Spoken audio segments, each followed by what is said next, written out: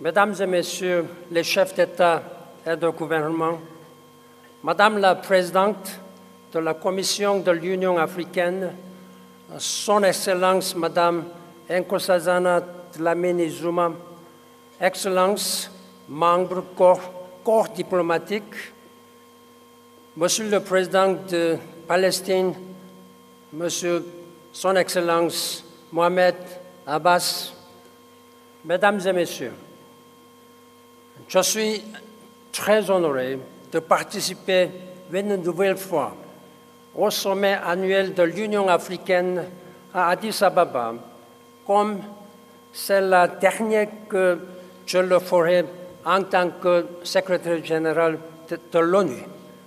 L'occasion est d'autant plus importante pour moi. Ces 10 dernières années, l'Union africaine a fait de grands progrès dans la concrétisation de sa vision de paix et de prospérité. L'ONU est fière de vous avoir accompagné sur ce chemin. Je me félicite que vous ayez décidé cette année de mettre l'accent sur les droits de l'homme et en particulier sur les droits des femmes. Les droits de l'homme sont déterminants pour le maintien de la paix et de la sécurité, la lutte contre l'extrémisme violent et la promotion du développement durable. Les femmes doivent pouvoir participer pleinement à la vie de la société, notamment aux échelons les plus élevés des structures de l'État et dans le cadre des pourparlers de paix. L'ère de l'exclusion est terminée. Pour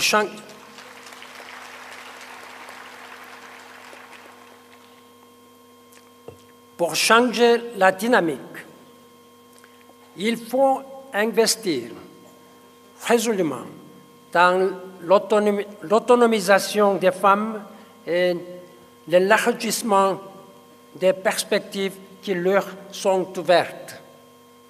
Votre président de la Commission, Madame Zuma, incarne brillamment le leadership féminin.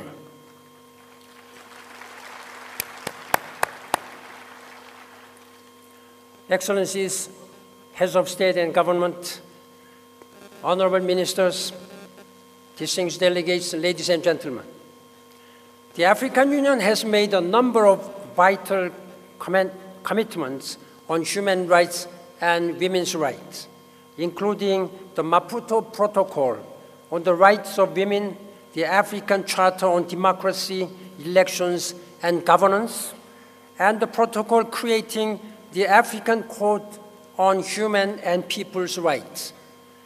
I encourage you to make these the real by ratifying them where necessary. I urge you to move on from setting standards to what I call the 3 I's: implementation, institution building, and investment. I repeat again, implementation, institution building, and investment in real change. This would be a fitting legacy of the African Year on Human Rights.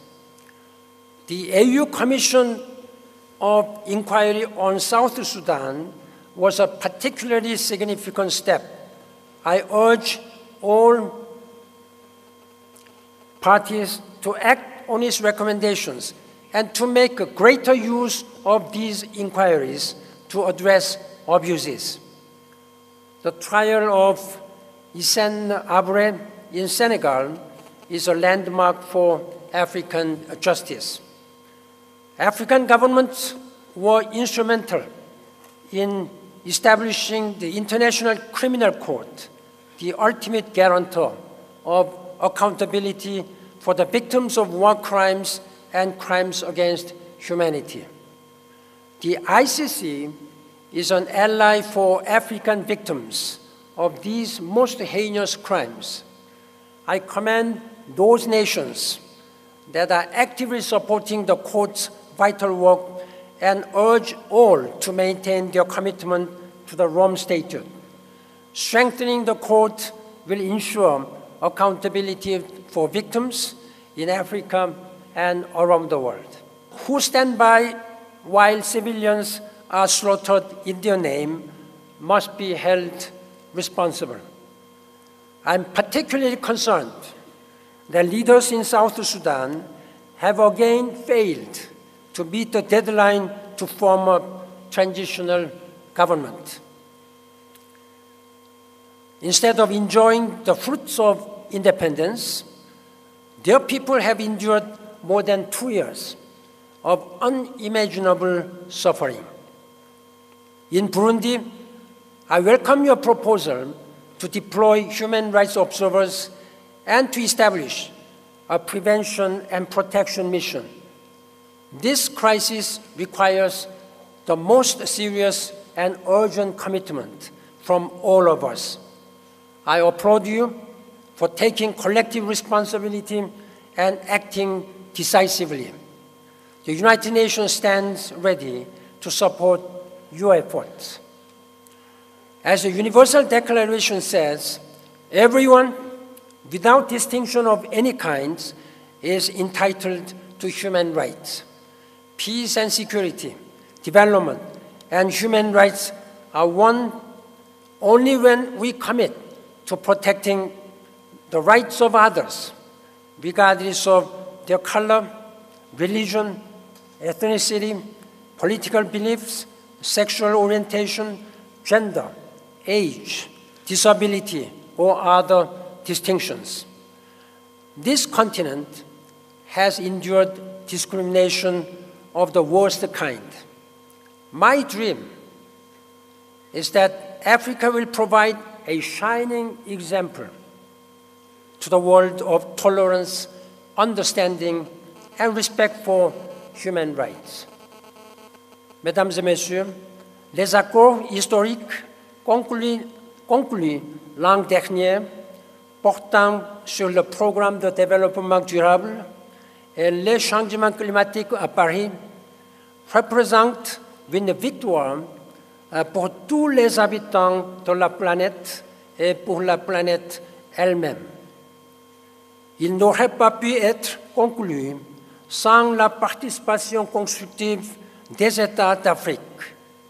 L'engagement de limiter la hausse de la température planétaire est de la plus haute importance pour l'Afrique, le continent qui a le moins contribué au changement climatique, mais risque d'en pâtir le plus. Les 17 objectifs de développement durable cadrent parfaitement avec vos propres ambitions, telles qu'annoncées dans l'agenda 2063. Mais le plus dur reste à faire. Donner effet aux décisions prises. Il faut pour cela que les pays riches s'acquittent de leurs engagements en mettant en œuvre le dispositif de financement du développement adopté ici, à Addis Ababa. Il faut qu'ils partagent les connaissances et transfèrent les technologies voulues. Qu'un engagement fondamental soit pris en faveur de la bonne gouvernance et du respect des droits de l'homme.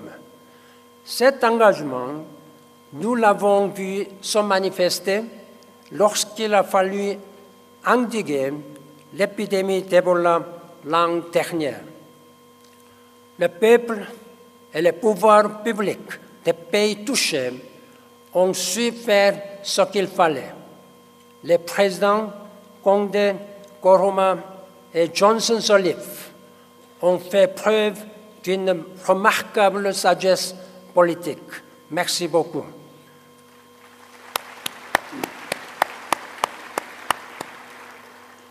La clé du succès a été la coopération entre le personnel de santé et les populations locales, fondée sur une confiance mutuelle. La sécurité sanitaire repose nécessairement sur des systèmes de santé locaux vigoureux qui soient capables de résister à des épidémies de maladies mortelles et d'empêcher qu'elles se propagent. Nous devons rester vigilants et apprendre de cette expérience. Distinguished heads of state and government, distinguished ministers, excellencies, ladies and gentlemen. Participation is also crucial, and elections are another test of good governance. 17 African countries will go to the ballot box this year in 2016. Leaders should never use undemocratic constitutional changes and legal loopholes to cling to power. We have all seen the tragic consequences when they do. Leaders must protect their people, not themselves. I commend those leaders who committed to stepping aside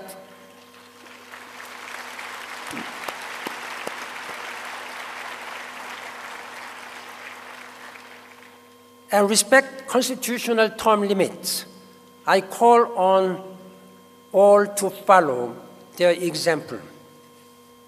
Excellencies, distinguished ministers, ladies and gentlemen, the 2030 Agenda promises to leave no one behind and to help those farthest behind first. Who are those farthest behind?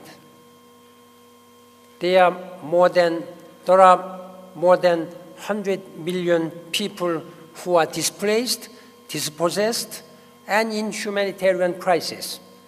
Many live here on the African continent, struggling to survive without the most basic necessities. The World Humanitarian Summit meeting, which I'm going to hold, that will be held in Istanbul on 23rd and 24th May, aims to restore hope and dignity for the most vulnerable. It will address issues from the protection of civilians to humanitarian financing. Please engage with the summit process. Your voices need to be heard. Ultimately, ending these humanitarian needs means preventing and ending conflict. The United Nations highly values your greater involvement in mediation and conflict resolution. In Somalia, I applaud the efforts of AMISOM to stabilize the country and support peaceful elections. In the Great Lake Chad Basin, I welcome your support for the collaboration between countries affected by Boko Haram's campaign of terror. Here and elsewhere, we count on our strong rights-based partnership with African governments to tackle the spread of violent extremism. Counterterrorism strategies that lack due process and respect for the rule of law will be counterproductive. Extremism flourishes when rights are violated, political space shrinks, and people are marginalized and excluded.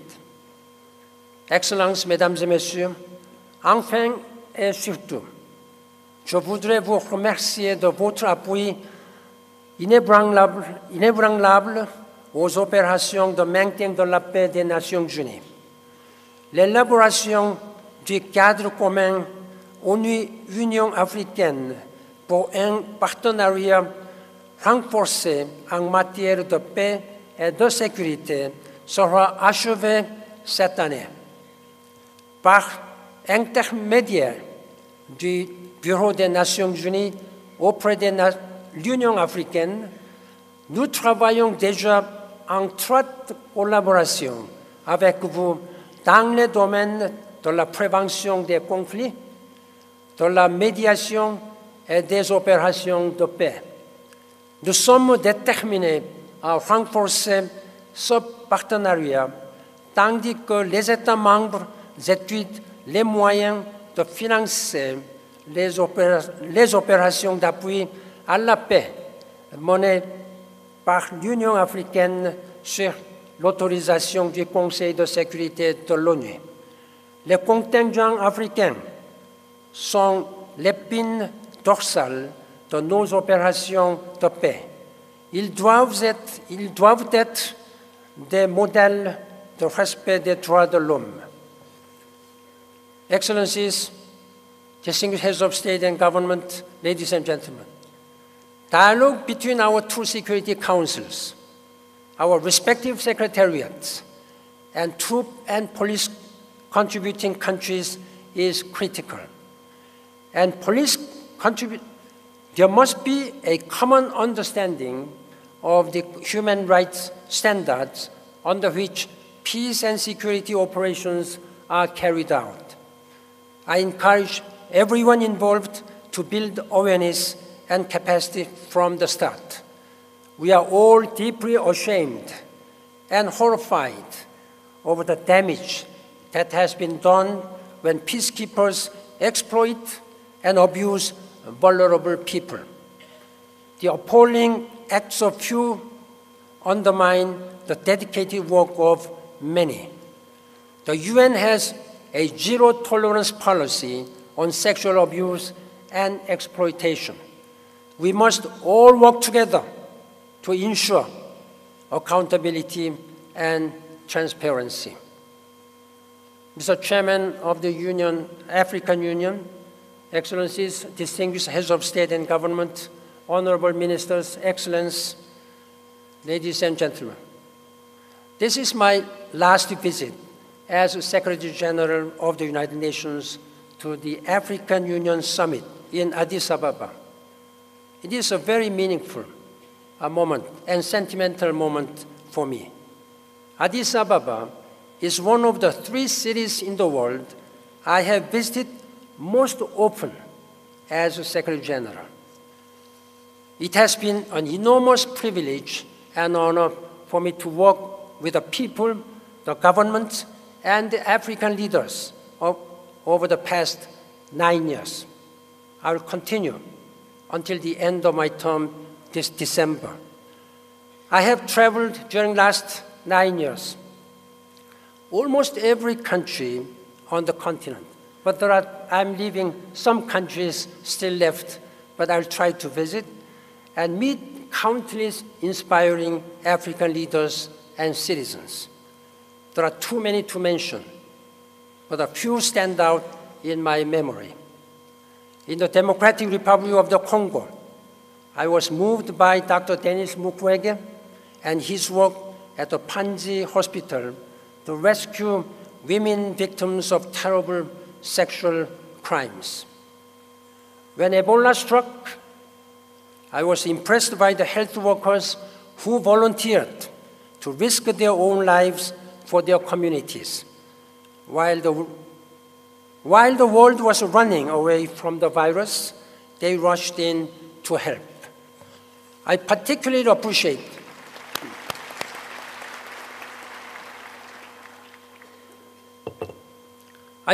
appreciate the leadership of the African Union and your extraordinary efforts to mobilize in response to this threat.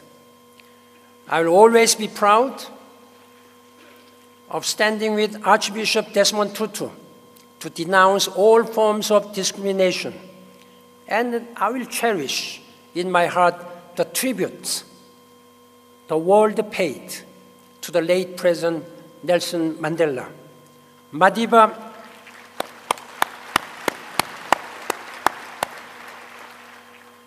left the world an eternal legacy of courage, humanity, and mutual respect. I have seen the wonders of Africa, natural and human, from the spectacular Victoria Falls in Zambia to the champions of democracy in Tunisia. I have seen the bravery of African peacekeepers and the success of democratically elected African leaders. Thank you very much for your outstanding support to me and the United Nations as we strive together for a better future. I will continue to give you my strongest support until I leave this privileged position and hand over to my successor. Excellencies, ladies and gentlemen, let us work together to make this world better for all, for our succeeding generations. And I thank you. Merci beaucoup.